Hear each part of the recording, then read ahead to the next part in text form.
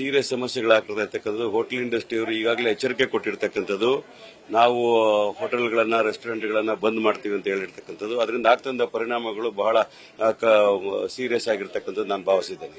ಹಾಗಾಗಿ ಕೇಂದ್ರ ಸರ್ಕಾರ ಕೂಡಲೇ ಎಚ್ಚೆತ್ತುಕೊಂಡು ಅವರಿಗೆ ಗ್ಯಾಸ್ ಕೊಡ್ತಕ್ಕಂಥ ಕೆಲಸ ನೋಡಬೇಕು. ಕೇವಲ ಹೋಟೆಲ್ಗಳು ರೆಸ್ಟೋರೆಂಟ್ಗಳು ಮಾತ್ರ ಅಲ್ಲ, ಈ ಸ್ಮಾಲ್ ಸ್ಕೇಲ್ ಇಂಡಸ್ಟ್ರೀಸ್, ಹಾಸ್ಪಿಟಲ್ಸ್ ಇರ್ಬೋದು, ಅಥವಾ ಐಟಿ ಬಿಟಿ ಕಂಪನಿಗಳಿರೋ ಕ್ಯಾಂಟೀನ್ಗಳಿರ್ಬೋದು, ಎಲ್ಲ ಕಡೆನೂ ಸಮಸ್ಯೆಗಳಾಗ್ತಕ್ಕಂಥದ್ದನ್ನ ನಾವು ನೋಡಿದೀವಿ.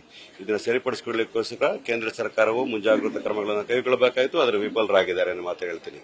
ಎರಡನೇದು ಹೇಳಬೇಕು ಅಂತಂದ್ರೆ, ಯುಪಿಎ ಸರ್ಕಾರ ಇದ್ದಾಗ ನಾವು ಗ್ಯಾಸ್ಗೆ 650 ರೂಪಾಯಿ ಸಬ್ಸಿಡಿ ಕೊಡ್ತಾ ಇದ್ವಿ. ವರ್ಷಕ್ಕೆ 50,000 ಕೋಟಿ ರೂಪಾಯಿಗಳ ಸಬ್ಸಿಡಿಯನ್ನು ಕೊಡ್ತಾ ಇದ್ವಿ.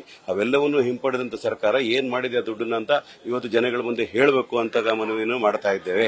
ಅದರ ಜೊತೆಗೆ ಅವರು ಆಯಿಲ್ ಬಾಂಡ್ ಹೆಸರಲ್ಲಿ ಪೆಟ್ರೋಲ್ ಮೇಲೆ ಸೆಸ್ಗಳನ್ನು ಕಲೆಕ್ಟ್ ಮಾಡೋದು, ಲಕ್ಷಾಂತರ ಕೋಟಿ ರೂಪಾಯಿಗಳನ್ನ ಕಲೆಕ್ಟ್ ಮಾಡಿದ್ದಾರೆ. ಅವೆಲ್ಲವನ್ನು ಕೂಡ ಸಬ್ಸಿಡಿ ದುಡ್ಡನ್ನ ಮತ್ತು ಈ ಸೆಸ್ ದುಡ್ಡನ್ನೆಲ್ಲ ಸೇರಿಸಿಕೊಂಡು ಇಂಡಿಯಾದಲ್ಲೇ ಭಾರತ ದೇಶದಲ್ಲೇ ಗ್ಯಾಸ್ನ ತಯಾರಿ ಮಾಡತಕ್ಕಂಥ ಇದರಲ್ಲಿ ಅವರು ವಿಫಲರಾಗಿದ್ದಾರೆ ಅಂತ ಮಾತಾಡ್ತೀನಿ. ಇವತ್ತು ಕೂಡ ಅವರು ಆಮದು ಮೇಲೆ ಡಿಪೆಂಡ್ ಆಗಿರ್ತಕ್ಕಂಥದ್ದೇ ಕಾರಣ ಆಗಿರ್ತಕ್ಕಂಥದ್ದು. ಮತ್ತು ಯುದ್ಧದ ಸಂದರ್ಭದಲ್ಲಿ ಮುಂಜಾಗ್ರತಾ ಕ್ರಮಗಳನ್ನು ಕೈಗೊಳ್ಳಲಿಕ್ಕೆ ಸಂಪೂರ್ಣ ವಿಫಲ ಆಗಿರ್ತಕ್ಕಂಥ ಕೇಂದ್ರ ಸರ್ಕಾರ ಹೊಣೆಯನ್ನು ಹೊತ್ಕೋಬೇಕಾಗ್ತದೆ. ಈ ವಿಚಾರಕ್ಕೆ ಪರಿಹಾರವನ್ನು ಕಂಡುಕೊಳ್ಳತಕ್ಕಂಥ ರೀತಿಯಲ್ಲಿ ಮತ್ತು ಗ್ಯಾಸ್ ಆದಷ್ಟು ಬೇಗ ಗ್ಯಾಸ್ ಸಪ್ಲೈ ಮಾಡಬೇಕಾಗ್ತದೆ. ಮತ್ತು ಡೊಮೆಸ್ಟಿಕ್ ಗ್ಯಾಸ್ ವಿಚಾರದಲ್ಲಿ ಕೂಡ 60 ರೂಪಾಯಿ ಜಾಸ್ತಿ ಮಾಡಿರ್ತಕ್ಕಂಥದ್ದು, ಕಮರ್ಷಿಯಲ್ ಕೂಡ 150 ರೂಪಾಯಿ ಜಾಸ್ತಿ ಮಾಡಿರೋದು, ಇವನು ಕೂಡ ಖಂಡಿಸ್ತೀವಿ ನಾವು. ಇವೆಲ್ಲವೂ ಕೂಡ ನಾಗರಿಕರಿಗೆ ಹೊರೆ ಆಗ್ತಕ್ಕಂಥ ಕೆಲಸವನ್ನು ಕೇಂದ್ರ ಸರ್ಕಾರ ಕೈ ಬಿಡಬೇಕು.